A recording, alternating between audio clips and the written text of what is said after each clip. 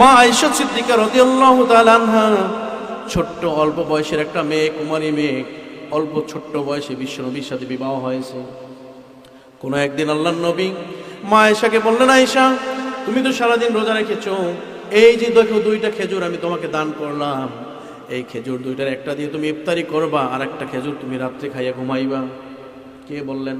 আল্লাহর নবী আয়েশাকে বললেন, এই দুইটা খেজুর তোমাকে দিলাম। মা আয়েশা সিদ্দিকা ইফতারের সময় সামান্য পানি পান করে ইফতার করলেন, খেজুর দুইটার খাইলেন না। ভোর রাত্রে আল্লাহর নবী ঘুম থেকে উঠে তাহাজ্জুদ নামাজ পড়বেন।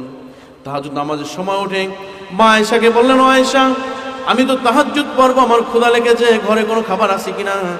দৌড়ে এসে আয়েশা ওই দুইটা খেজুর আল্লাহর নবীর হাতে উঠাইয়া দিলেন। সুবহানাল্লাহ।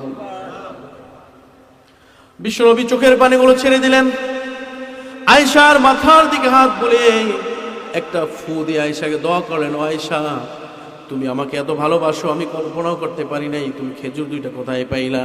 আয়েশা বললেন, হুজুর গতকাল বিকেল বেলা যে খেজুর দুইটা আপনি আমাকে ইফতারের জন্য দিয়েছিলেন, এই খেজুর দুইটা আমি খাই নাই, আপনার জন্য রেখেছি।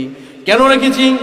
আপনি যদি আমার স্বামী ঘুম থেকে উঠে কিংবা কখনো যদি বলেন ঘরে কোনো খাবার আছে কিনা, আমার ঘরে তো আর কোনো খাবার নাই, সুতরাং আমি আপনাকে সন্তুষ্ট করতে না পারলে, যদি খাবার না দিতে পারি, আমি আল্লাহর কাছে গুনাহগার হয়ে যাব।